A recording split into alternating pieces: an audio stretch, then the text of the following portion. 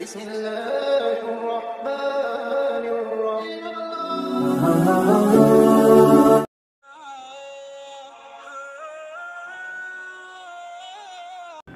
گزشتہ میں ہم دیکھ اور سن چکے ہیں کہ کیسے عباسی خلیفہ مقتدر باللہ قتل ہوا اور اس کے بعد قاہر باللہ کو تخت پر بٹھایا گیا، لیکن پھر تھوڑے ہی دنوں بعد اسے بھی تخت سے اتار دیا گیا اور بے عزتی و بے اکرامی کی گئی۔ اب اس سب کے بعد سن 322 ہجری میں رازی بادشاہ بنایا گیا۔ ویسے تو یہ انتہائی قابل اور سمجھدار خلیفہ تھا، اسی کے ساتھ بڑا نیک اور علم دوست شخص تھا، لیکن اکیلا کیا کر سکتا تھا۔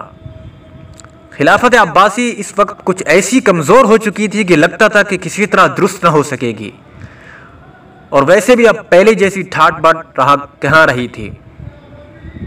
خلیفہ رازی باللہ کی حکومت صرف بغداد اور آس پاس تک تو محدود ہو کر رہ گئی تھی، بقیہ تو سارے صوبے اور سارے گورنر خود مختار ہوتے چلے جا رہے تھے۔ وہ الگ بات ہے کہ قانونی اور رسمی طور پر خود کو خلافت عباسیہ کے ساتھ جوڑتے تھے۔ اسی زمانے میں یحکم نامی ایک سردار آیا، خلیفہ نے اسے امیر الامراء بنا دیا، اور دیکھتے ہی دیکھتے یہ پوری سلطنت بلکہ خود خلیفہ پر بھی حاوی ہو گیا، اور خلیفہ کو گویا کٹ پتلی بنا کر استعمال کرنا شروع کر دیا۔ انہی دنوں کرامتہ نے پھر زور پکڑا اور وہ قتل و غارت گری اور لوٹ مار مچائی کہ لوگ ان کے حملوں کی ڈر کی وجہ سے حج کے لیے بھی نہ جا سکے۔ پھر ان دنوں جو عیاشیاں اور بدماشیاں چل رہی تھی، ان کی روک تھام کے لیے حنابلہ یعنی امام احمد بن حنبل کے ماننے والے میدان میں آئے اور برے کاموں میں پڑنے والوں کے خلاف جارحانہ اقدام شروع کیے۔